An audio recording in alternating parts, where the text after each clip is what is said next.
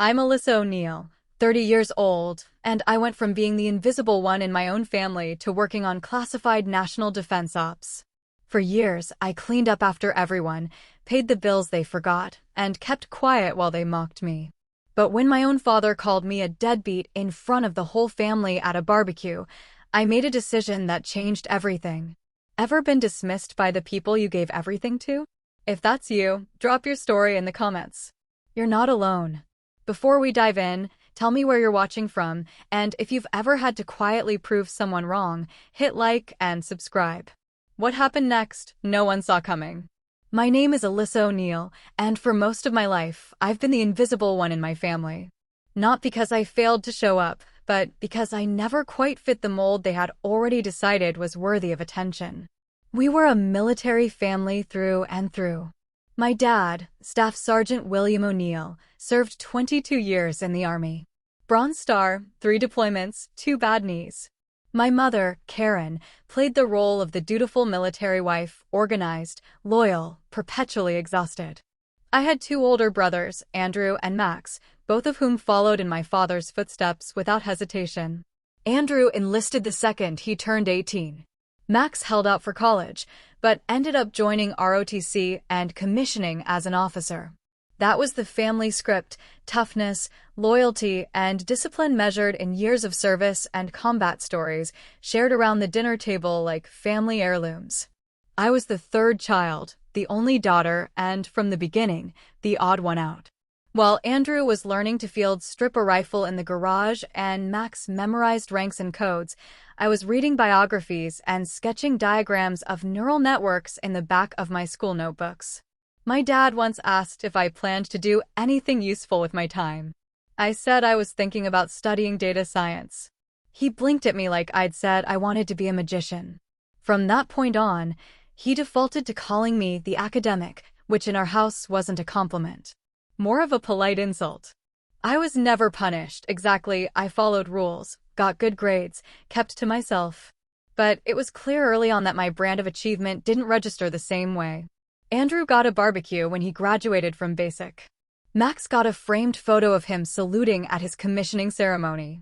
I got a nod when I graduated summa cum laude in computer engineering. I remember standing in our living room, diploma in hand, while Dad told Max to make sure the grill wasn't overheating. Mom took a photo of me, said she'd print it for the fridge, but I never saw it up there. I didn't resent them, not really. I think I had already adjusted my expectations by then. My grandmother on my mom's side used to say, "Some families are good at loving you the way they know how. Others just keep repeating the only version they've ever seen."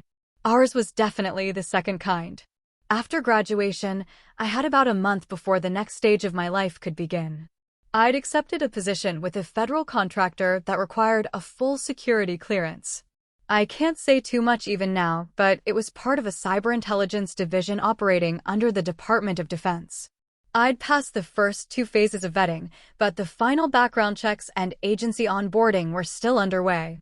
In the meantime, I moved back home to save money. It wasn't ideal, but it made sense, at least to me. To everyone else in that house, it looked like failure. "You're 24, my father said one night while stacking dishes in the sink. Living at home like some high school dropout. What are you even doing all day?" I opened my mouth, thought about the classified NDA I had just signed, and closed it again. "Paperwork," I said instead. "Job stuff." Max smirked. "What, like filling out applications for nanny gigs?" I didn't respond. I'd learned by then that pushing back only made it worse. That same week, Andrew started calling me trust fund, a joke about how I must be waiting around for a man to take care of me. One night during dinner, he asked if I wanted him to set me up with one of his army buddies who likes smart girls who can cook. I didn't laugh. Neither did Mom, but she didn't say anything either. She never did. I tried to be useful. I kept the house clean. Grocery shopped. Took care of the dog when Max went on a weekend trip. Paid the water bill one month when I noticed the envelope sitting unopened on the kitchen counter. I didn't announce it, didn't ask for thanks. I just did it, because that's what people do when they're part of a household. But instead of gratitude, I noticed the opposite. The more I helped, the more invisible I became. Like blending into the wallpaper made me easier to ignore. At first, I told myself I was imagining it. But after a while, I couldn't deny the pattern. If Andrew vacuumed once, Mom bragged about it to her friends on the phone. If I cooked and cleaned all week, no one mentioned it. I wasn't lazy. I wasn't directionless. But in their eyes, I wasn't doing anything that counted. The truth was, my career hadn't started yet, not officially. But the work I was preparing for required months of clearance checks, multiple background interviews, and absolute discretion. I couldn't explain that to my family. Not because I didn't want to, but because I wasn't allowed to. Operational security wasn't just a rule, it was federal law. And so, I said nothing. I slept in the converted guest room upstairs, the one with the squeaky floorboards and a window that didn't fully close. Every morning, I got up early, went for a run, and logged into a secure system using an air-gapped laptop issued by the agency. I completed training modules, filed documentation, checked in with my case officer via encrypted messaging. To the average observer, it looked like I was scrolling through Reddit in my pajamas. My dad started referring to me as our little boarder. I heard him say it on the phone one day to a friend. Yeah, Andrew and Max are out there doing real work. Meanwhile, our little boarder's upstairs playing Sudoku all day. He laughed. The friend laughed too. I stood on the staircase holding a basket of clean laundry, not sure whether to go up or down. That weekend, my cousin came over with her fiancé for dinner. During the meal, she asked me what I was up to. I said I was between things at the moment, but something exciting was in the pipeline. My dad jumped in before I could finish. She's taking a gap year from adulting, he said, grinning. Not everyone's built for the workforce, Max added. They all laughed. I didn't. Later that night, my mom found me in the kitchen loading the dishwasher. She handed me a Tupperware of leftovers and said, "They're just teasing. Don't take it so seriously." I nodded, said thank you, and put the container in the fridge. But something about the way she said it stuck with me. Because I realized she didn't know what I was doing either. Not really. She hadn't asked. And I hadn't told her. We were both playing a part in the same quiet misunderstanding. Still, I thought it would pass. Once the clearance finalized, once the paperwork cleared, once the first assignment came through, everything would shift. I just had to make it until then. Keep my head down. Do the chores. Let them think what they wanted. The truth would reveal itself soon enough. But sometimes silence doesn't buy you time. Sometimes it gives people permission to believe the worst of you. And by the time the truth did come out, the distance between us was already wide enough to feel permanent. What I didn't know then was how quickly everything was about to change. Not in theory. Not in vague promises. But in one very real, very public moment that would make it impossible for anyone in that house to keep underestimating me again. Not even my father. Not even for a second. 2 weeks after Max's promotion to captain, we had a backyard cookout. Dad grilled steak tips, Mom made her usual potato salad, and everyone brought something store-bought and pretended it was homemade. There were folding chairs in a half-circle on the lawn and the familiar hum of laughter that came from stories I'd already heard a dozen times, mostly about the boys. Andrew's new team in South Carolina. Max's last training rotation at Fort Benning. Their lives had a rhythm everyone could follow. Predictable. Concrete. Honorable. Mine didn't. And that made people uncomfortable. I stood at the drink table refilling the lemonade when Uncle Terry walked over. He wore his usual sun visor and polos like he lived on a golf course instead of working front desk security at the VA clinic. "So, Alyssa," he said, his voice too casual, "your mom says you're home for a bit. Taking a little breather." He smiled like it was a compliment. I smiled back like I didn't feel insulted. Something like that. Nothing wrong with figuring things out. Lord knows I didn't get serious about my career until I was almost 30. I nodded, though I didn't relate to anything he just said. I'd been serious about my career since high school. It just didn't come with epaulets and deployment stories. Later, I found out he wasn't the only one confused. My cousin Renee, who studied nursing at community college and had recently posted an engagement photo shoot with a man who always wore camo, pulled me aside after dessert. "Hey, my mom was asking if you're okay," she said, lowering her voice like she was sharing something confidential. She thought you had some fancy job after college, but now you're just like, here? I tried not to flinch. Yeah, I'm still working. Just can't talk much about it. Renee nodded like that made perfect sense and then added, well, she thought maybe you got laid off or something, but I told her, like, no way. Alyssa would have said. Except I wouldn't have. I couldn't. And that's the part that stung. Rumors were easier to accept than ambiguity. Especially in our family. If something didn't have a title, a badge, or a certificate framed on a wall, it might as well not exist. My dad used to say, people either pull their weight or they don't. In his eyes, I wasn't pulling anything. The next weekend, he asked me to help Max move some old gym equipment from the garage to the basement. I said yes, even though I was already scheduled to review encrypted training modules for my upcoming assignment window. While we were shifting a rusted weight rack down the narrow stairs, he said, you know, it'd be nice if you got some fresh air once in a while. Sitting around all day isn't good for you. I laughed awkwardly. I run every morning. He grunted, yeah, but I mean doing something real. You've been here 3 months, Alyssa. At your age, I was married with 2 kids and halfway through my second deployment. The implication wasn't subtle. I wasn't just falling behind, I was already losing. I didn't answer him. I gripped the metal bar and kept moving. That evening, over meatloaf and mashed potatoes, Max casually mentioned he'd been asked to lead a multinational exercise in Germany. Mom clapped her hands together and called him a rising star. Andrew chimed in over speakerphone about how proud he was, and Dad raised his glass and toasted both his sons for being exactly the kind of men this country needs more of. No one looked at me. I hadn't even been asked how my day went. That pattern repeated itself. At every family meal, every birthday, every casual Sunday where Andrew dropped in wearing his unit sweatshirt and was instantly treated like a celebrity. I kept waiting for someone to remember I had news too, even if I couldn't give details. But the assumption had calcified. Alyssa was stuck. Alyssa had no direction. Alyssa was just back home for now. I watched from the edge of every room as my identity narrowed. It didn't matter that I was finishing high-security cybersecurity rotations. That I'd been cleared through layers of vetting most people didn't even know existed. That I was already linked to federal operations most civilians would never hear about.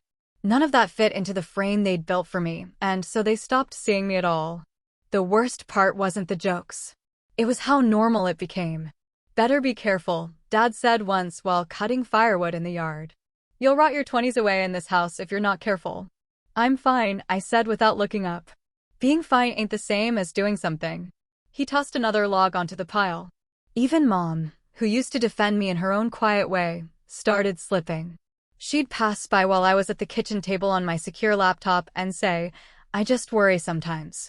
You've always been such a smart girl. But eventually, you'll have to start taking life seriously. I didn't answer. I never did. That was the rule. The job I'd signed on for wasn't the kind you could share in group texts or post about online. The official start date was classified. My travel itinerary would be sealed. My operations, if assigned, wouldn't even be disclosed to parts of the agency not directly involved. Telling the truth wasn't just discouraged, it was illegal. I told myself it was just temporary. That once things became official, once the badge was issued and the orders formalized, the narrative would correct itself. But that was a fantasy. I saw it now, their minds were already made up. I was the one who came home because she had nowhere else to go. The one who couldn't hack it out there. The one who wasn't like her brothers. What I didn't realize until then was how quickly perception solidified. It didn't take a scandal or a failure. Just silence. A gap in the story people decided to fill themselves.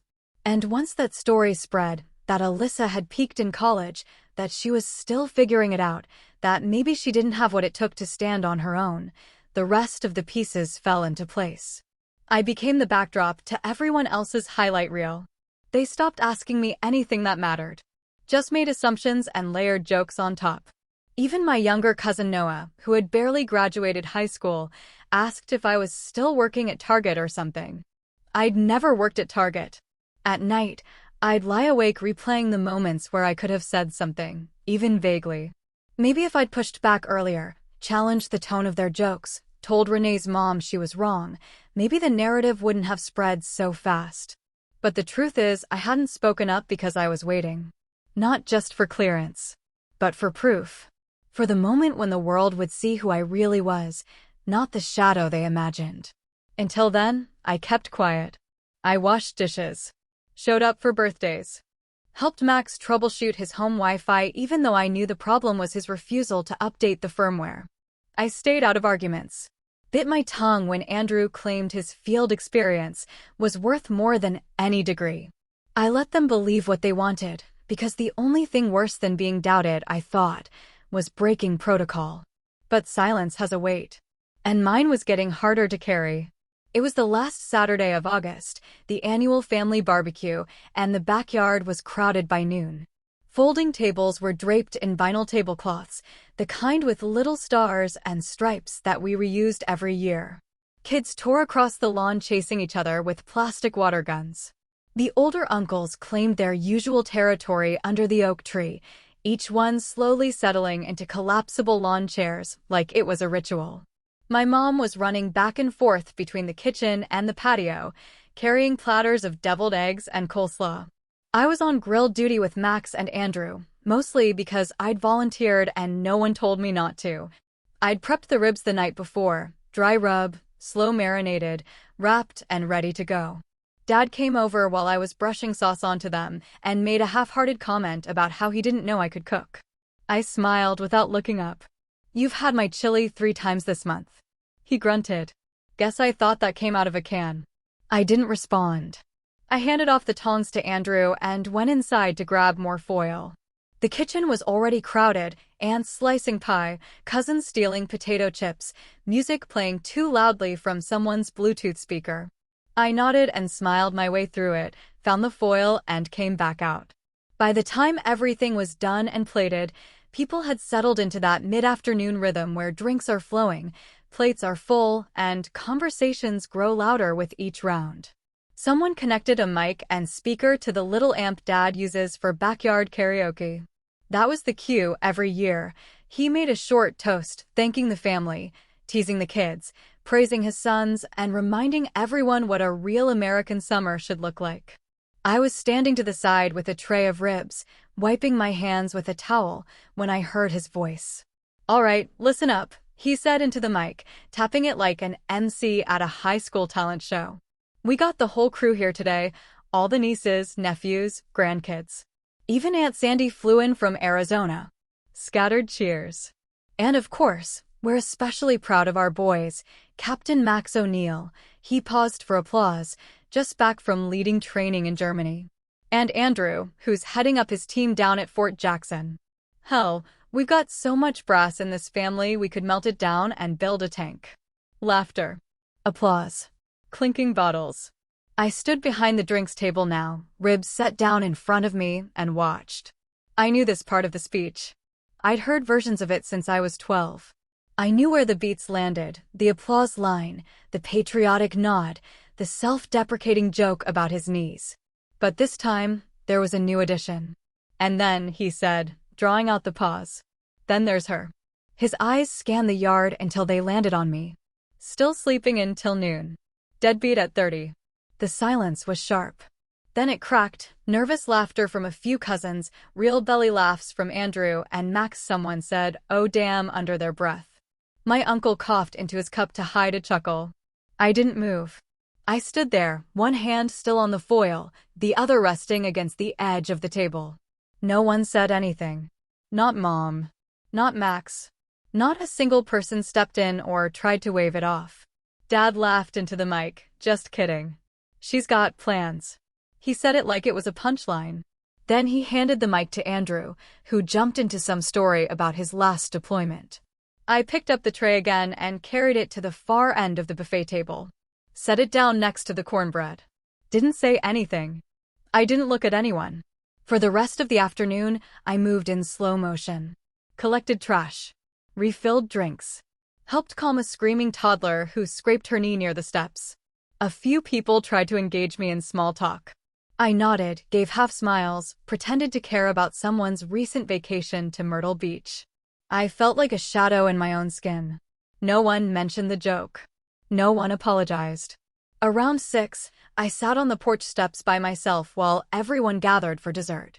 I watched my dad lean over a cooler, cracking open another beer, and slap Andrew on the back as they laughed about something else I wasn't invited into. My mother walked past me with a tray of plastic forks and said nothing. She didn't make eye contact, just kept moving. That was the moment it really landed. They weren't waiting for me to prove anything. They weren't hoping I'd get it together. They had made up their minds. The story was written, and I wasn't the author. Deadbeat. It wasn't just a word. It was a verdict. And the worst part? It didn't matter that it wasn't true. It didn't matter that in 2 weeks I would be stepping into a job that required higher clearance than anyone in that yard had ever dreamed of. It didn't matter that I was already attached to a project that, if successful, would end up influencing national security policy. None of that mattered. Not to them. Because they didn't see it. And because they didn't see it, it wasn't real. That night, I stood in the doorway of the guest room for a long time, looking at the half-packed suitcase I'd left under the bed. I thought about finishing the job. Tossing in my clothes, laptop, toiletries. Driving away before the sun came up. I had enough saved to get a place for a few weeks near the regional field office. I could make it work. But something stopped me. It wasn't hope. It wasn't some desperate desire to be accepted. It was something colder, harder, more rooted in the part of me that had endured this family's indifference for years. Let them talk, I thought. Let them finish the story. Because they were about to learn how wrong they were. I didn't leave. I stayed. And I waited. 3 days after the barbecue, I met up with Natalie at the little diner we used to go to after high school track meets. We'd both grown out of strawberry milkshakes and greasy fries, but the booths were the same: cracked red leather, sticky laminated menus, a server who called everyone Han. She slid into the seat across from me and didn't ask how I was. She never did. She just waited. I stirred the ice in my water, staring at the condensation sliding down the side of the glass. "It's almost over," I said finally. "Clearance finalized last week. Final briefings wrap this month. Then I'm in." Natalie blinked once. "You serious?" I nodded. "No more fake temp job? No more pretending you're just freelancing? No more anything. I'll have my official placement, contract badge, the works." She leaned back, arms crossed. "You gonna tell them?" I didn't need her to clarify who. I knew exactly who she meant. I looked out the window. A kid on a skateboard stumbled off the curb and nearly face-planted into a mailbox. No one else seemed to notice. "I don't think it matters," I said. Natalie raised an eyebrow. "That's new." I shrugged. "After Saturday? I'm done handing them pieces of me to tear apart." I hadn't told her about the word. About how it landed in the center of the backyard like a dropped grenade, silent and heavy and hot. I didn't need to. She knew me too well. Knew how much I'd put up with. Knew the difference between swallowing it and letting it sink into your skin. "I just keep thinking," I said, "they have no idea what I actually do. None. And yet they've already decided who I am." "Isn't that the most dangerous kind of ignorance?" she asked, not smiling. "Thinking you've got someone figured out just because you've seen their laundry basket." I exhaled a sound that was almost a laugh. "They think I'm unemployed. Or stuck. Or, I don't know, avoiding adulthood. And in 2 weeks," Natalie said, "you'll be on classified payroll. Working defense-level intel. Probably outranking half your cousins before you even show up." "It's not about rank." She didn't say anything. "It's not," I repeated. "Okay," she said, though her voice made it clear she didn't believe me. The truth was, it used to be. When I came home after graduation, I told myself I could wait it out. That the temporary judgment would pass. That my family would be embarrassed for assuming I was aimless once they saw where I landed. But months had gone by, and the silence had turned into a narrative, then into a punchline. Now it was a belief. One they shared with others. One they didn't even try to hide. I sipped my water again. What do you do with people like that? People who insist you're someone you're not just because it's easier for them. Natalie peeled the corner of her napkin. You stop performing for them. I'm not trying to perform. No. But you keep hoping they'll notice without you saying anything. I looked at her, the lump forming in my throat more from recognition than emotion.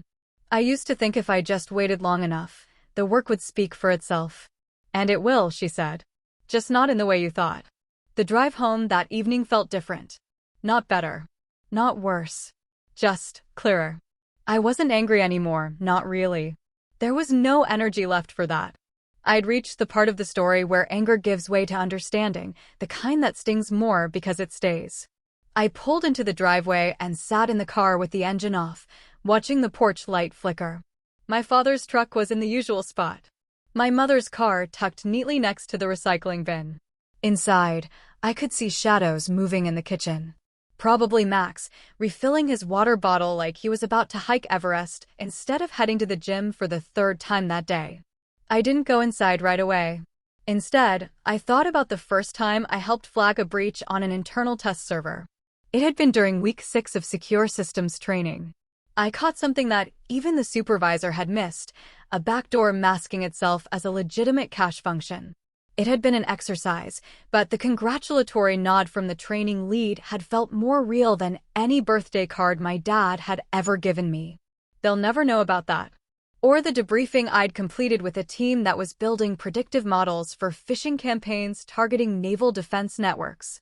Or the classified architecture reviews I helped prepare, documents that would be shredded and deleted within 24 hours of being seen. I'd built an entire career already. Quietly. Legally. Invisibly. And still, my dad called me a deadbeat with ribs in my hand. I finally stepped inside around 9. The TV was on in the living room, some detective show rerun my mom watched on autopilot. She looked up when I came in and gave a tired smile. You eat? Yeah, I'm good. Don't forget to move your car in the morning. Your dad's getting the gutters cleaned. Okay, that was it. No apology. No follow-up from the barbecue. No sense that anything out of the ordinary had happened. I went upstairs and opened my laptop. Checked the secure channel. A new briefing assignment was listed, DC base, initial clearance run with physical badge pickup. I was to report in 5 days. There was a second message from the liaison. A car would be arranged for transport to the pickup site. Standard protocol for new clearance level initiates. Normally, I would have scheduled it for a local lot, somewhere quiet and low profile. But instead, I typed back, pickup from residential address. Front driveway. Confirmed. I sat back, breathing slowly. Not out of vindication. Not excitement. Just peace. I didn't need them to understand anymore. That ship had sailed. I didn't need to win an argument or deliver a dramatic monologue explaining all the things they got wrong. The truth was coming, whether they were ready or not. And for the first time in a long time, I was okay with letting the facts speak louder than I ever could. The email came through at 7:42 a.m. on a Wednesday. I was in the middle of scraping burnt egg off the skillet. Max had left it on the stove again, when my phone buzzed. The subject line was short, final clearance approval. I stared at it for a few seconds before opening the message. The rest was straightforward. My TS/SCI clearance had been granted. The compartmentalized access was finalized. Assignment start date, pending field orientation, and formal handoff. At the bottom of the message, it listed my unit placement, contractor embedded in a Department of Defense task force. Cyber Threat and Signal Analysis Division. Assigned to the Pentagon's Emerging Technology Branch. There was a note from the program liaison. An in-person briefing will be conducted prior to onboarding. Respond with your preferred location for pickup or report. I reread it 3 times before setting my phone down on the counter. Then I rinsed the pan, wiped down the stove, and loaded the dishwasher like it was any other morning. Upstairs, I sat down at my desk and composed a short reply, pickup from residential address. Friday morning. 0930 hours. There was a long pause before the automated system acknowledged receipt. 30 minutes later, the liaison confirmed, vehicle will arrive at designated location. ID required. No announcement.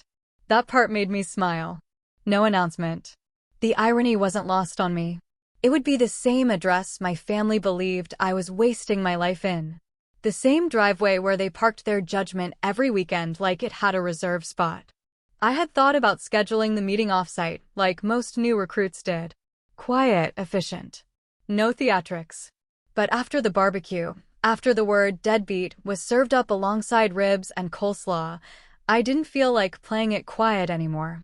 I wasn't planning revenge. I wasn't staging a moment. I just didn't feel the need to hide anymore. If they were going to decide who I was based on surface-level assumptions, then they could see the surface of this too. That week, I said nothing. I woke up early, went for my runs, completed my pre-briefing training modules, cleaned the house, paid the water bill again. They'd forgotten. I picked up groceries on Thursday because I knew the fridge would be empty by Saturday, and my mom hated last-minute errands when people were coming over. She mentioned the upcoming family cookout again on Thursday night. Nothing big this time, she said. Just burgers, maybe chicken if it's on sale. I nodded and said I'd handle the grill. She smiled and told me I was good at that. As if that had ever mattered. I marked the date on my phone. Not for the barbecue. For the pickup. Friday. I didn't sleep much the night before. Not because I was nervous. That part had passed weeks ago. More like something in me was restless. Not excited, not scared. Just aware. That something was ending. That this version of my life, quiet, ignored, misunderstood, was winding down. I got up before sunrise and went for a longer run than usual. 5 miles around the neighborhood loop. My shoes hit the pavement in rhythm with the thought I couldn't shake. They're not going to know what to do with this. By the time I got back, the house was awake. Dad was already outside setting up chairs. Max was dragging a speaker across the patio. Mom was in the kitchen prepping potato salad. Andrew wasn't there yet, but I heard his name 3 times before 8 a.m. No one mentioned me. I took a quick shower and changed into something neutral. Jeans, clean sneakers, a fitted t-shirt. I didn't want to look dramatic. I just didn't want to look like someone still waiting for her life to start. At 9:28 a.m., I heard the car pull up. No sirens. No logos. Just a plain black government sedan. Tinted windows, subtle ID badge on the dash. A woman stepped out, dressed in a tailored charcoal suit. She didn't smile, didn't hesitate. Just looked around once and walked up the driveway. My dad was dragging a cooler toward the garage when she passed him. He paused, looked at her with that vague guarded expression he used on unfamiliar delivery guys and new neighbors. She didn't acknowledge him. She stopped 5 feet from me and said, flatly, "Alyssa O'Neill?" I nodded. "That's me. Ready?" I grabbed my folder from the front bench. Yep. The front door opened behind us. My mom's voice, "Alyssa? Who's that?" The woman turned slightly, eyes still on me. I could feel the whole backyard freezing, not visibly, not yet. But something in the air shifted. My father set the cooler down. Max stood up from where he was adjusting the speaker wires. The woman pulled a black folder from her briefcase and opened it. Flashed a badge. DoD Contractor Clearance Seal. "We're here to escort Ms. O'Neill to her assignment briefing." Silence. Not just quiet, but real silence. The kind that only happens when every available brain cell is trying to catch up. I heard someone drop a utensil on the patio. A clatter. No one moved.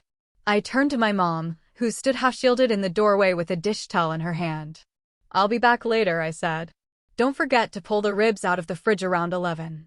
She opened her mouth, but didn't say anything. Max finally spoke.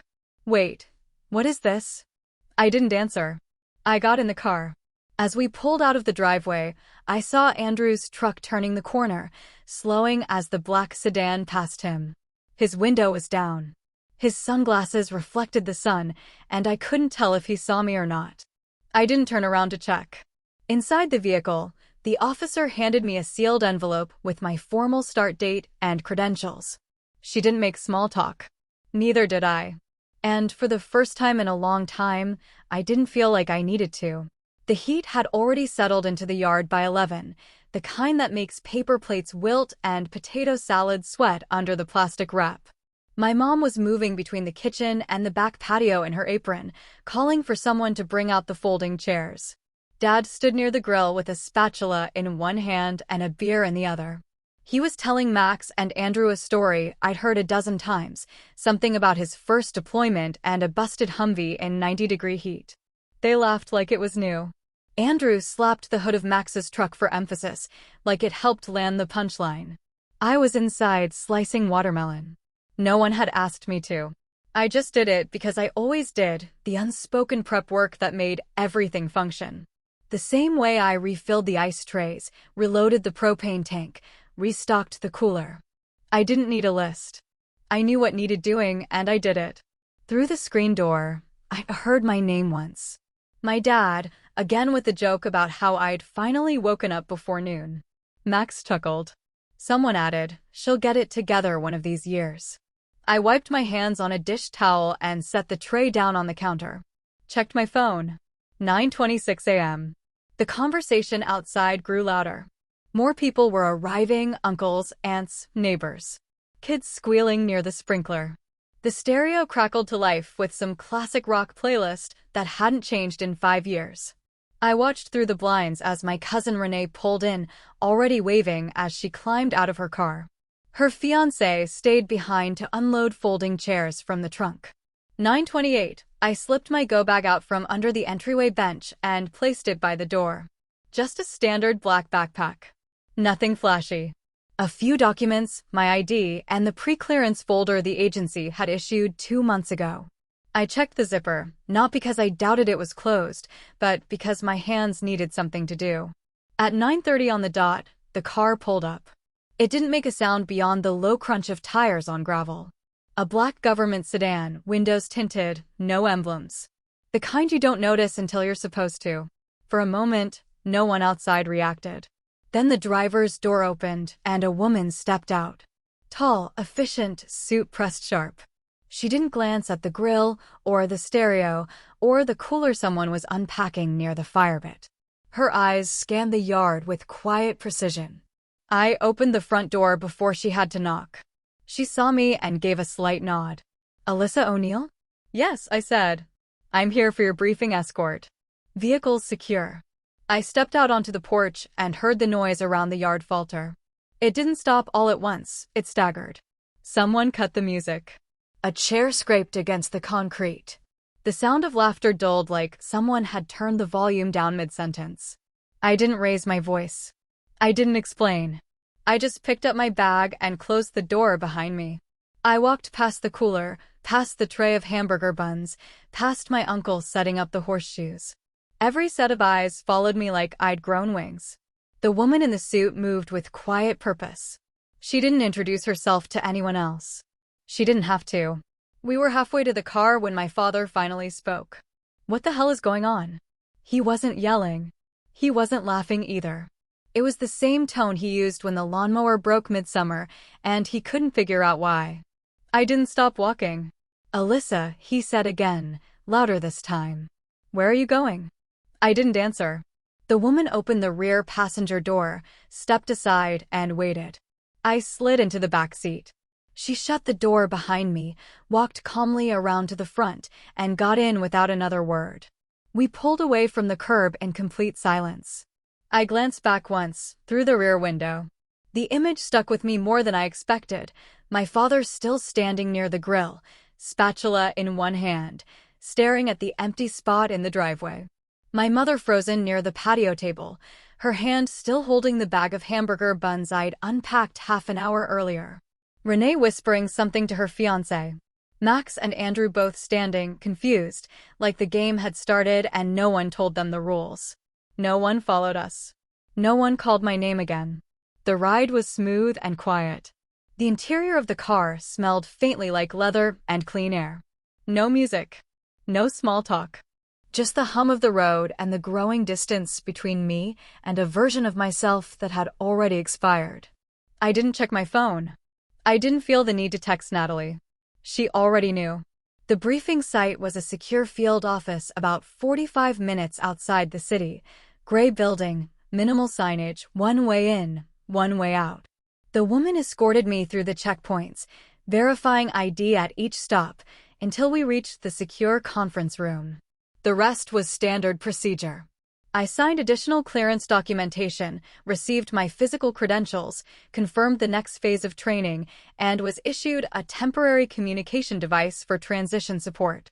I'd be officially starting in 7 days. They asked if I had any questions. I said no.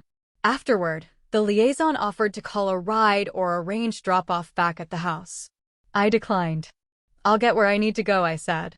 She nodded, no judgment in her expression. Just that same quiet efficiency. The kind of professionalism I'd been training for. The kind that didn't need praise or validation to function.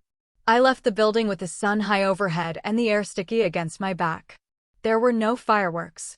No announcement. No applause. Just the calm certainty that everything had shifted. That evening, Natalie texted, "You still alive, O'Neill?" I responded with a photo of the badge clipped to my shirt. No caption. She didn't need one. She sent back 3 emojis: salute, lock, flame. Then another. "You finally let the silence do the talking. Proud of you." I didn't go home that night. Instead, I booked a hotel room under the agency's transitional housing stipend and sat on the bed with a view of the parking lot. I ordered room service. Nothing fancy, just a burger and fries and a Diet Coke. I ate in silence, shoes still on, badge still clipped to my collar. I didn't cry. I didn't celebrate. I just sat there and let it land. They didn't see it coming. They had no framework for this version of me. The one who didn't need to fight for respect. The one who no longer needed to prove anything.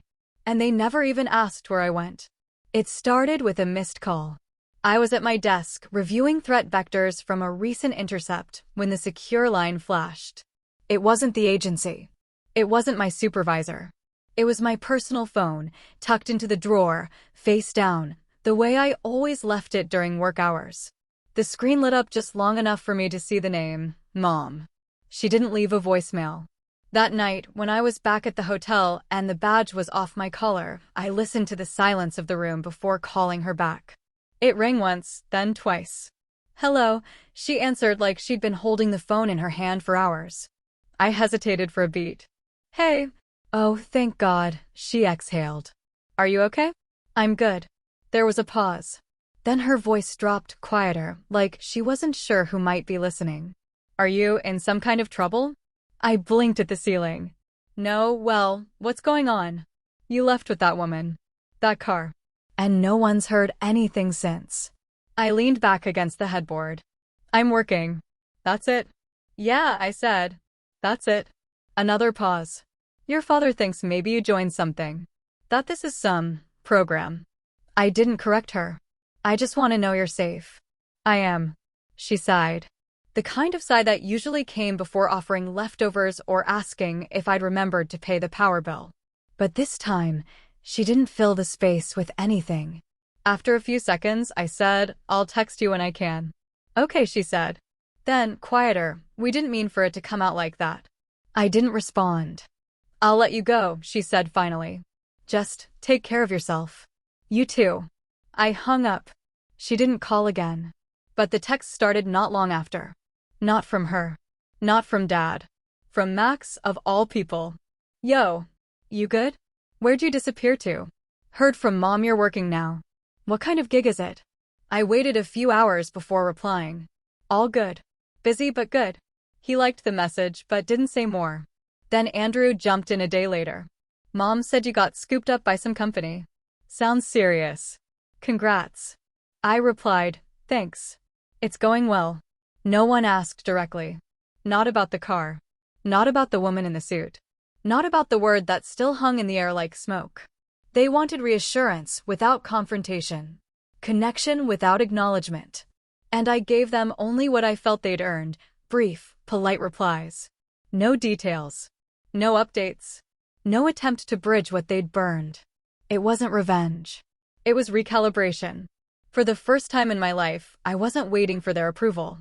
I wasn't offering explanations. I wasn't begging to be seen. And I didn't miss them. I got my own place near the agency hub, small apartment, clean, full of quiet. My name wasn't on any public lease. My mail was routed through a box 2 counties over. Part of the job. Part of the life. The agency didn't require secrecy in the social sense. There was no gag order against talking to family. But we were trained on discretion. Trained on how access is earned, not assumed. Just because someone knew your name didn't mean they had clearance. That idea stuck with me. They'd had access to me for years. My time, my energy, my presence. And they used it like background noise. Now, when the silence stretched, they started to feel it. Max sent another message the following week. Grill's been quiet without you. Dad keeps saying he overcooked everything. You coming back anytime soon? I thought about that one for a while. I didn't respond immediately. I didn't know how to answer. Coming back? To what? A version of myself that was tolerated but never respected? Eventually, I typed, not sure. Still figuring out the schedule. He just replied with a thumbs up. I kept the text polite. Neutral. Nothing sharp, nothing warm. Just steady, deliberate distance. Not to punish them, but to draw the line they'd never respected before. Because the truth was, I didn't owe them proximity. And they didn't deserve access just because they'd finally realized they'd lost it. I knew they were confused. Knew they were spinning their own stories now, probably some narrative about how I'd grown up or found my path. As if I hadn't been on it the whole time. But I didn't correct them. I didn't chase clarification. Because this wasn't about winning. It was about boundaries. Quiet ones. The kind you don't announce, you just hold. One night, Andrew sent a video of the backyard, my dad trying to light the grill and cursing under his breath when the starter didn't catch. My mom off camera saying, should have let Alyssa do it. She knew the trick. I watched it once. Didn't save it. Didn't respond. They were starting to feel it. The difference between familiarity and respect. Between access and entitlement. I wasn't angry anymore. Not really. But I was clear. They could text. They could wonder. They could replay the moment when the car pulled up and ask themselves what they missed. But if they wanted to be part of the story again, they'd have to ask differently. Speak differently. See me differently. And until then, I'd stay exactly where I was. Working. Thriving. Unreachable, not because I vanished. But because I finally made myself unavailable to people who didn't see the value in showing up. 2 years passed. Not all at once, but in steady increments. Morning alarms. Secure keypads. Long days. Quiet nights. A dozen small routines that built something solid beneath my feet. My apartment now sits on the 7th floor of a building with no nameplate. The kind of place you walk past without noticing. Security-coded elevator. No listed tenants. It's a requirement of the job, but I've grown to like the anonymity. The silence. The fact that I don't have to explain who I am to anyone walking down the hall. My work is consistent. Sometimes intense. Sometimes painfully slow. I've had weeks where I don't see sunlight and others where I spend half my time in briefings, watching people far above my pay grade try to understand systems I helped write. I'm still under contract with the same government task force, cybersecurity, threat modeling, offensive and defensive response. I can't say more than that, even if I wanted to, which I don't. Because now I don't need anyone to understand me to feel real. My income is stable. My badge gets me through more doors than I ever imagined it would. My clearance is permanent. The respect in my field is quiet, professional, no gold stars, no applause. Just the kind of nods you get from people who know what it means to show up, do the work, and not need credit to know you're necessary. I haven't been home much.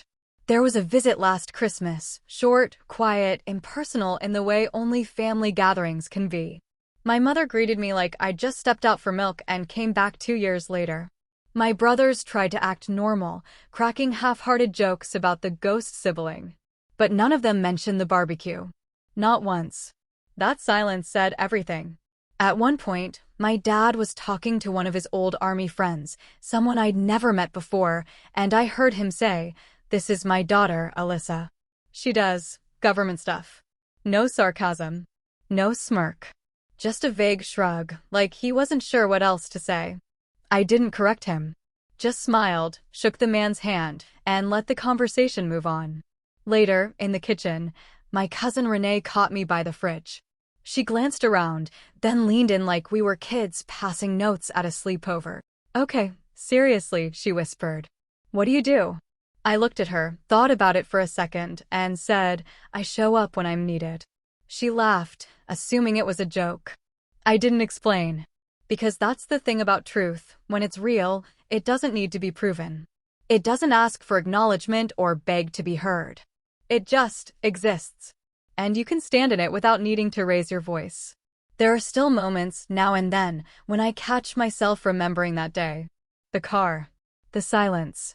The way every head in the backyard turned as the woman in the suit said, I'm here for her. I don't replay it for satisfaction. I'm not collecting those moments like trophies. But I do let them remind me, not of who they were, but of who I became. Because I didn't get where I am by shouting louder or trying harder to be seen. I got here by stepping out of the roles they cast for me. The freeloader. The late bloomer. The deadbeat.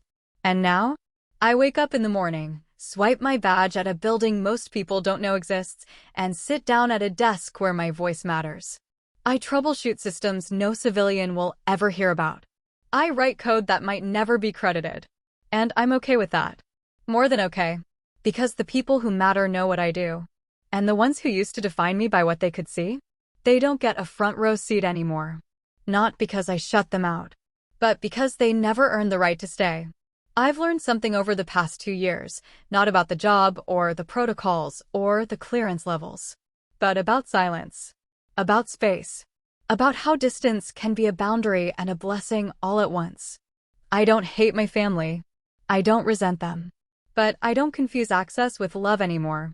And I don't equate closeness with care. They reach out sometimes, my mom with holiday check-ins, my brothers with occasional texts about birthdays or BBQs. I keep the replies light, friendly. I don't offer details, and they've stopped asking for them. We've found a new rhythm. One where they don't pretend to understand me, and I don't feel the need to explain myself. It's not cold. It's clean. And maybe that's the best version of peace we're going to have. The last time Max texted, it was just a photo. Dad standing by the grill again, holding up a pair of tongs like he was giving a TED Talk. Beneath it, the message, still doesn't know how to light it without you. I smiled. I didn't reply.